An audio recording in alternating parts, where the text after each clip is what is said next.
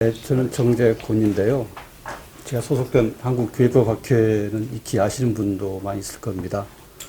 이제 기독교 개신교의 여러 가지 법적 분쟁을 사전에 예방할 수 있는 여러 가지 교리적, 법리적 저희들이 가지고 있는 여러 가지의 지적 자산을 우리 교인, 국민들이죠. 좀 이렇게 봉사하고 섬기는 그런 마음으로 한 7년 전에 설립이 된 사단법인입니다.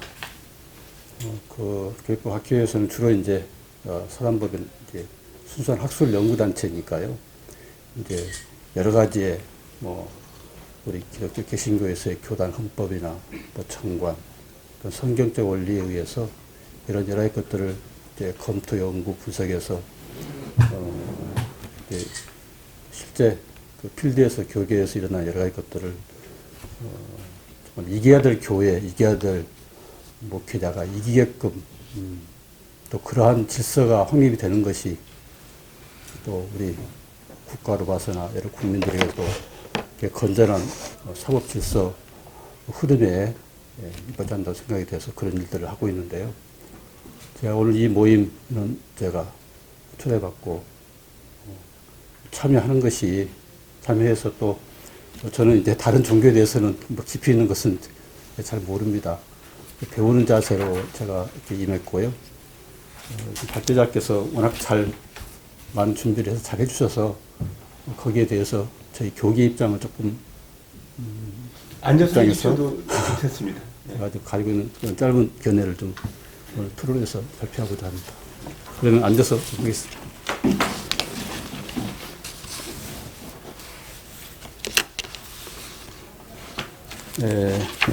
종교의 자유는 아시다시피 우리 헌법에서 명문화되어 있고 또 정치와 종교는 분리되어야 된다는 확고한 우리 헌법에서 규정된 원칙인데 사실 국가와 교회 또 종교와의 관계에 있어서는 불가분의 관계이고 사실 여러 가지 상충되는 그런 여지가 무척 많습니다. 지금 최근에 일어난 여러 가지 것들에 대해서도 잘 아시는 바와 같이 이것이 현행법에 어긋나느냐 아니면은 이게 어떻게 이것을 판단해야 될 것인가에 대해서 여러 법 전문가뿐만 아니라 국민들 가운데서도 빠른 설왕설래가 있는 것으로 알고 있습니다. 그래서 저는 정교 분야 종교의 자유에 대해서 발제문에서 잘 원칙과 구성 요건, 요소, 또 외국에서의 여러 가지 법리를 잘 소개를 해 주셔서 거기에 대해서는 제가 전부 동감을 하고요. 다만 이제 발제자 입장과 조금 다른 어떤 판례에서의 견해라든지 그 소개를 이렇게 유인물 중심으로 말씀드리기로 하겠습니다. 이 페이지를 보시면은요, 이제 공직자의 종교적 중립 의무부터 제가 좀 말씀을 드리겠습니다. 우선 공직자들이 종교적으로 중립 의무를 지켜야 되는데 이것이 과연 잘 지켜지느냐에 대해서 여러 가지의 사건, 사례, 판례들이 있습니다. 그리고 국가에서 특정 종교에 대해서 지원을 하는 것으로 보이는 여러 가지 것들이 많이 있어서 각 종교 간에도 여러 가지의 견해들이 있고 그러합니다. 그리고 종교 재산이라든지 소득에 대해서 과세 관련해서 지금 최근에 2018년부터 이제 종교인 과세가 시행이 됩니다.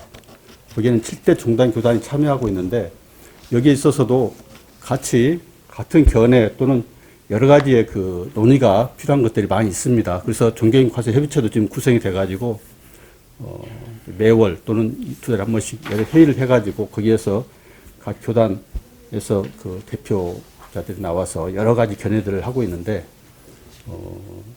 거기에 조금 더 전문성을 가지고 나와서 좀 더 관심을 가지고 각 교단 교계에서도 했으면은 좋겠다는 말씀을 드립니다. 그리고 국가 조창 기도회라든지 종교 정치 참여 이런 것에 대해서도 제가 견해를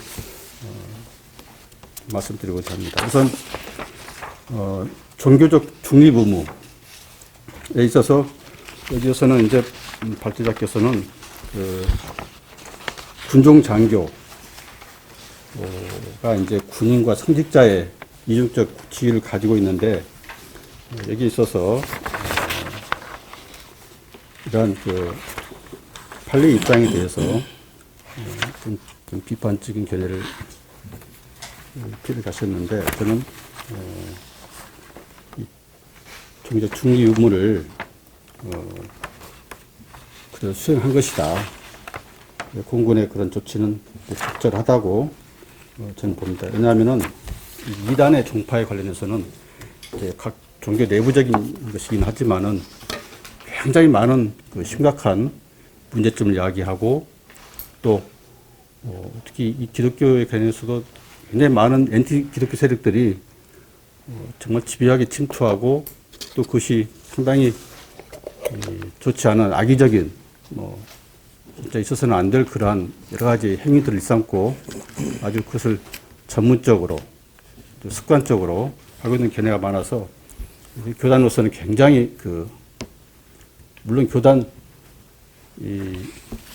교리에 관해서는 종교 내부의 문제이긴 하지만은 그래서 우리 국가 법원에서도 거기에 대해서는 법원에서의 사법적인 판단을 하지 않고 각 교계에 대해서 자율적으로 하도록 그렇게 판결을 하고 있습니다.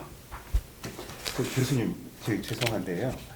나중에 이게 발제가 시간이 없어서 그냥 넘어갈까봐 이 초미의 관심사가 저희는 이제 종교의 정치 참여라는 그 5항 이 부분을 그 5페이지 쪽에 발제하신 부분들을 약간 좀 자세히 얘기해 주시길. 저는 그 부분에 대해서는 제가 견해는 간단히 말씀드리겠습니다만은 우선 짧게 하고요. 그 부분 조금 하고 이렇게 빨리 시간이 10분인가요?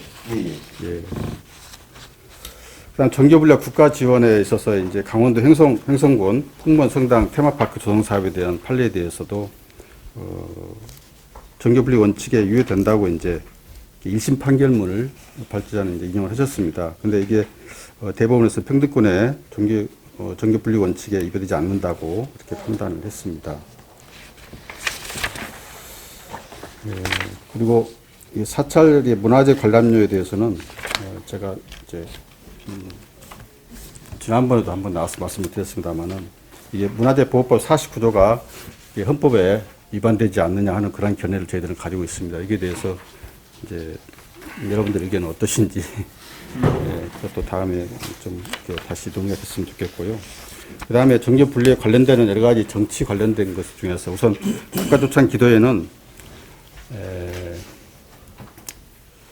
사실 국가와 이 종교 관계는 불가분의 관계지 않습니까? 아까도 말씀드렸습니다만은 우리 역사를 봐서도 잘 아시다시피 우리 대한민국이 쭉 그동안 역사, 특히 개화기 때 있어서의